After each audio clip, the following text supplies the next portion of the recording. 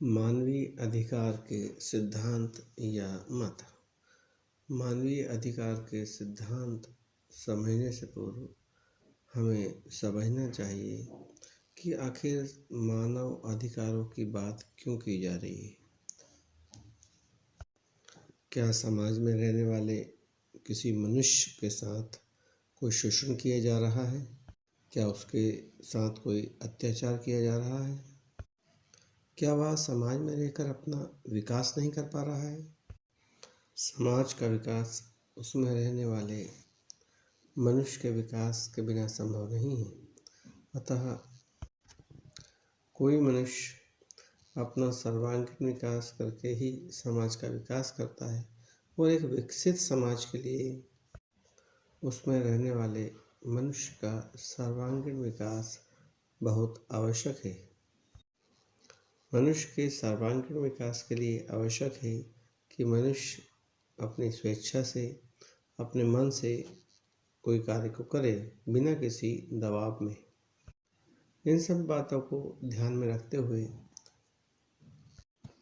समाज में यह बात निकल कर सामने आती है कि समाज में रहने वाले प्रत्येक मनुष्य को अपनी स्वतंत्रता से जीने के लिए कुछ अधिकार आवश्यक हैं, जिससे कोई अन्य व्यक्ति उस व्यक्ति के अधिकारों पर अतिक्रमण न करे। वह व्यक्ति अपना सर्वांगीण विकास करते हुए समाज का विकास करे।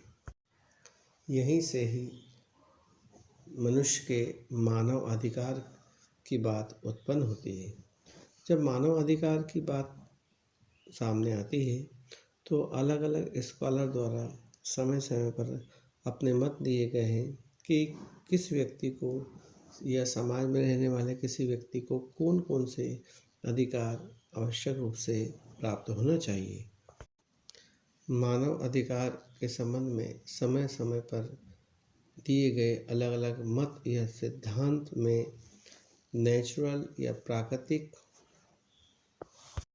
अधिकारों को प्रमुखता मिली है, या हम कह सकते हैं कि प्राकृतिक अधिकार ऐसे अधिकार हैं जिन्हें सभी व्यक्तियों ने, समाज के अधिकांश व्यक्तियों ने अपना सहमति प्रदान की है।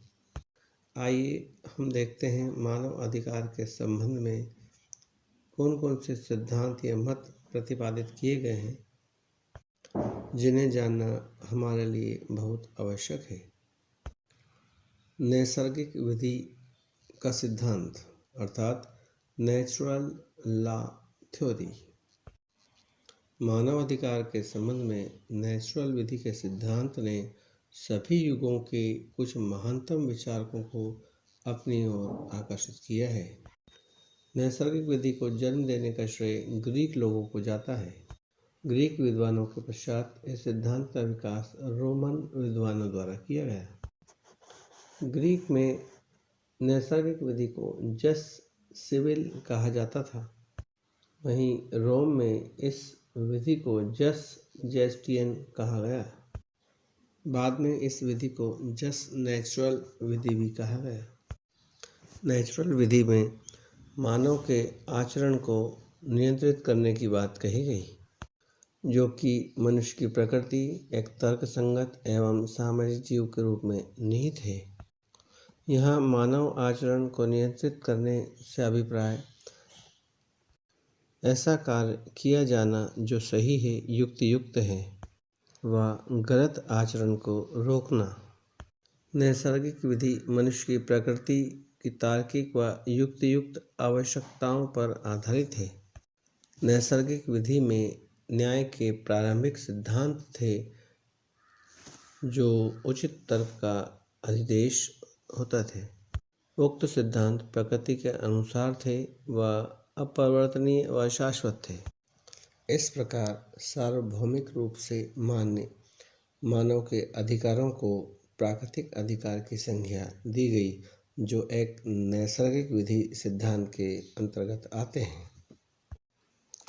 नैसर्गिक विधि के मुख्य प्रवर्तक जॉन लॉक के अनुसार, जब मनुष्य प्राकृतिक दशा में था, जहाँ महिलाएं एवं पुरुष स्वतंत्र स्थिति में थे तथा अपने अपने कृत्यों को निर्धारित करने के लिए योग्य थे, वह समानता की दशा में थे। लॉक ने यह कल्पना की थी कि ऐसी प्राकृतिक दशा में कोई भी किसी अन्य की इच्छा या प्राधिकार के अधीन नहीं था, अर्थात कोई भी व्यक्ति दूसरे के अधिकारों पर अधिकार नहीं जताता था और उन पर अत्याचार नहीं करता था। तत्पश्चात प्राकृतिक दशा के कुछ जोखिमों एवं असुविधाओं से बचने के लिए उन्होंने एक सामाजिक संविदा की, जिसके द्वारा उन्होंने पारस्परिक रूप से तय किया कि वह एक समुदाय या राजनीतिक निकाय स्थापित करेंगे। अर्थात एक समुदाय की स्थापना हुई, एक राजनीतिक निकाय की स्थापना हुई, जिसमें उन्होंने समुदाय के विशेष वर्ग को या उसके मुखिया को कुछ अधिकार प्रदान किए, जिनके निर्देश के आधार पर समुदाय के लोग काम करने लगे व समुदाय का विकास होने लगा। लेकिन उन्होंने कुछ प्राकृतिक अधिकार जैसे जीवन का अधिकार, स्वतंत्रता का अधिकार, संपत्ति का अधिकार अपने पास रखा। यह सरकार का कर्तव्य था कि वह अपने नागरिकों के प्राकृतिक अधिकारों का सम्मान व रक्षा करे। वह सरकार जो इसमें असफल रही अथवा जिसने अपने कर्तव्यों में उपेक्षा बरती, अपने पद या कार्यालय की वैधता को खो दिया। इस प्रकार हम कह सकते हैं कि नैसर्गिक विधि सिद्धांत के अनुसार सार्वभौमिक रूप से मान्य प्राकृतिक अधिकार मनुष्य के विकास व समाज के विकास के लिए बहुत आवश्यक हैं। इन्हीं प्राकृतिक सिद्धांतों के आधार पर बाद में अन्य सिद्धांत या मत का प्रतिपादन हुआ। अब हम दूसरे सिद्धांत अस्तित्ववाद या राज्य के प्राधिकार का सिद्धांत की बात करते हैं, जो मानव अधिकार के संबंध में बताया गया है। अस्तित्ववादियों ने अधिकारों के विषय में एक भिन्न मत अपनाया। अस्तित्ववादी यह विश्वास करते थे कि यदि विधि उपयुक्त विधायिनी या प्रभुत्व संपन्न शासक द्वारा निर्मित की गई है तो लोग उसे मानने को बाध्य होंगे, चाहे वह युक्तियुक्त हो या अयुक्तियुक्त। तीसरा मत है मार्क्सवादी सिद्धांत। व्यक्तियों के अधिकारों के बारे में मार्क्सवादियों की अलग धारणा थी। उनके अनुसार व्यक्तियों के अधिकार पूर्ण समुदाय के अधिकारों से पृथक नहीं होते हैं। उनके अनुसार केवल समुदाय या समाज के उत्थान से ही व्यक्तियों को उच्च स्वतंत्रताएं प्राप्त हो सकती है। इस सिद्धांत के दृष्टिकोण के अनुसार व्यक्तियों की मूल आवश्यकताओं की संतुष्टि भी सामाजिक लक्ष्यों की प्राप्ति के अधीन है। अर्थात मार्क्सवाद के सिद्धांत में सामाजिक लक्ष्यों को प्राप्त करने पर अधिक बल दिया। अगला है न्याय पर आधारित सिद्धांत। इस सिद्धांत के मुख्य प्रवर्तक जॉन रॉल हैं। उनके अनुसार सामाजिक संस्था का प्रथम गुण न्याय है। उनके मतानुसार मानवीय अधिकारों को समझने के लिए न्याय की भूमिका निर्णायक है। वास्तव में मानवीय अधिकार न्याय का लक्ष्य है। न्याय के सिद्धांतों द्वारा समाज की मूल संस्थाओं में अधिकारों व कर्तव्यों को समुदेशित किया जाता है। अर्थात मानवीय अधिकारों के आधार पर ही न्याय संभव है। अगला है गरिमा पर आधारित सिद्धांत या मत।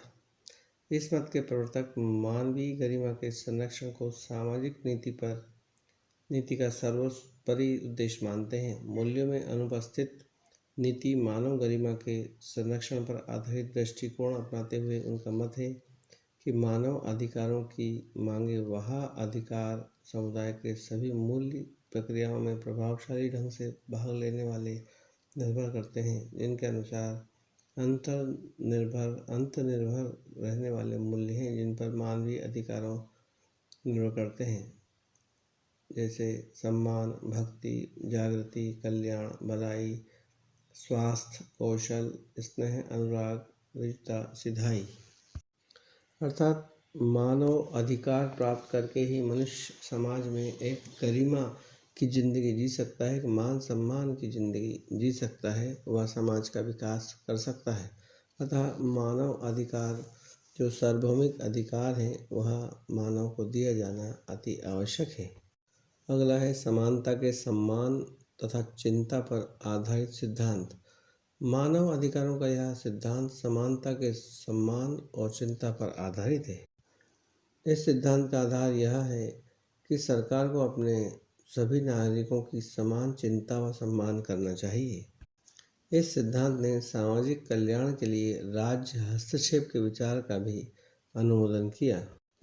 इस सिद्धांत ने मानव के कई अधिकारों के संबंध में सरकार के हस्तक्षेप के विरुद्ध विशेष संरक्षण की आवश्यकता जताई। इस प्रकार हम कह सकते हैं कि कोई भी अकेला सिद्धांत मानवीय अधिकारों की वर्तमान स्थिति को संतोषजनक रूप से स्पष्ट करने में असमर्थ है, परंतु प्राकृतिक अधिकारों का सिद्धांत जो प्राकृतिक विधि पर आधारित है मानवीय अधिकारों की वर्तमान स्थिति तथा विकास के बहुत निकट है। प्राकृतिक अधिकारों का सिद्धांत, न्याय पर आधारित सिद्धांत, मानव गरिमा पर आधारित सिद्धांत तथा समानता पर आधारित सिद्धांत सब मिलकर मानवीय अधिकारों की वर्तमान स्थिति, विकास, संरक्षण आदि को बहुत हद तक स्पष्ट करते हैं। विधि एक अर्थहीन नियमों का समूह नहीं है और न ही यह केवल अपने लिए विद्यमान रहती है। विधि किसी विशेष प्रयोजन या उद्देश्य की प्राप्ति के लिए निर्मित की जाती है तथा विद्यमान रहती है।